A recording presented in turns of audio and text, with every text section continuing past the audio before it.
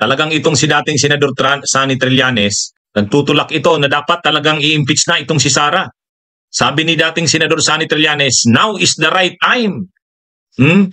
Ngayon ang tamang oras para i-impeach si Sara. At yan din ang sinabi ni Congresswoman Franz Castro. Bagamat sinasabi ng Kamara, ng mga leaders ng Kamara, na walang plano, walang sinusulong na plano sa Kamara para ma-impeach si Sara, wala daw ganun. Pero sabi ni Congresswoman Franz Castro, matapos yung pagdinig ng isang araw doon sa budget ng OVP, kung saan talagang na-expose yung ugali ni Sara at saka yung kanyang kanyang pagbaliwala sa check and balance, sa separation of powers. Malinaw, pinakita talaga yan ni Sara. Kaya nga sabi mismo ni sabi ng mga kongresista, si Congressman Joel Chua ng Manila, sabi niya, na-expose doon sa pagdinig na yun ng Kamara na ang Vice Presidente ng Pilipinas, si Sara Duterte, sabi nga ni Richard Gordon, parang wala siyang natutunan sa kanyang law. Sa pag-aaral niya ng abogasiya, parang walang natutunan. Bakit? Dahil kapag abogada ka, sa totoo lang sa amin mga kabunyog, mga kababayan, sa aming mga lawyers, sa first year mong subject, ang unang subject mo dyan, first year mo sa law, yung first sem, Constitutional Law 1. Constitutional Law 1. Yan kaagad ang unang subject. At dahil ang subject na yan, tinuturo yan dyan, yung mga basic na, ako nagtuturo niyan Sa ngayon, yan ang tinuturo ko, Constitutional Law 1. At dyan, tinuturo ka agad dyan, yung mga basic principles ng democracy at republicanism. Kasi the Philippines is a democratic and a republican state. So tinuturo dyan na dapat sundin natin ang separation of powers. Sundin natin yung check and balance. Ngayon, itong Vice Presidente ng Pilipinas, abogada pa naman, at sumumpa siyang susundin ang konstitusyon. Pero siya na mismo ang hindi marunong sumunod. Tama yung sinabi ng mga kongresista.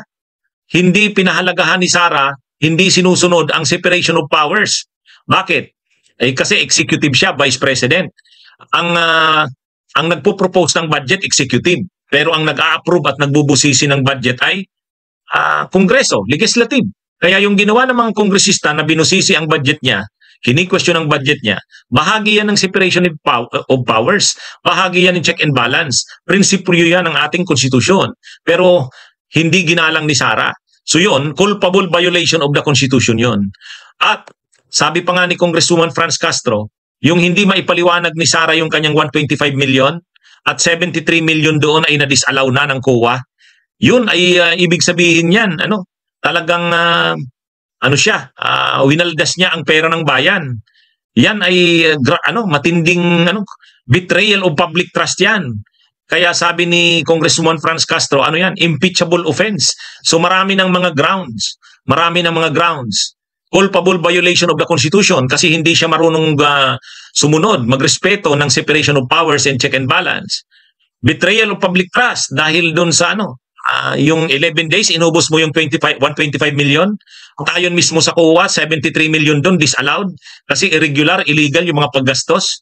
Yun, mga grounds na kaagad yan sa impeachment niya. Pero si dating Senador Sani Trillanes na talagang grabe ang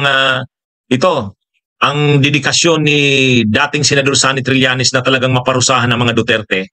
Sabi ni dating Senador Sani Trillanes, now is the right time to impeach Sara. At mayroon pa siyang nakitang isang ground. Ito.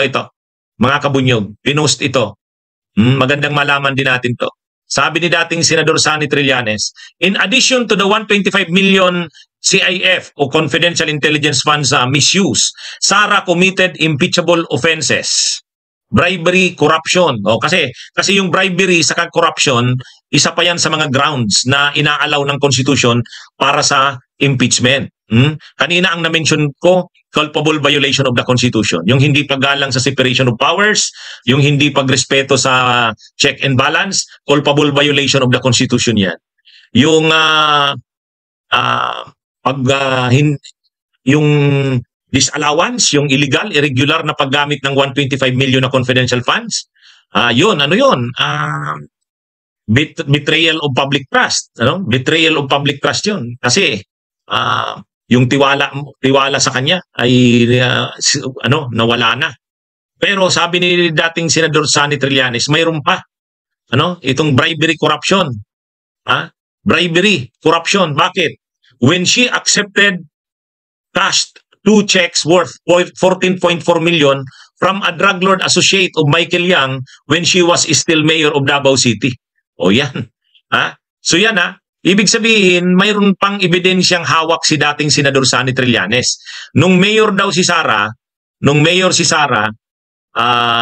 si Michael Yang, mayroon itong kasosyo si Michael Yang, associate, na drug lord, nag-issue ng cheque kay Sara Duterte, tinanggap ni Sara, inincash niya, 2 cheque na ang halaga ay 14.4 million.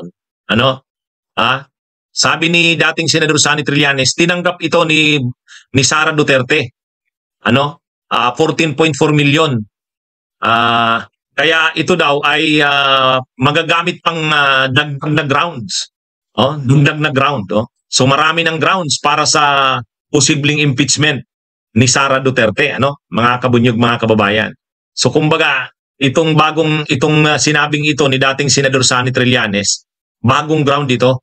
Kaya sa tingin ko, kailangan na talagang seryosuhin itong pagsusulong ng impeachment. Total, marami ng grounds. Sigurado nang sinabi yan ni dating Senador Sonny Trillanes, mayroon siyang ebidensya niyan. Mayroon siyang hawak niyan.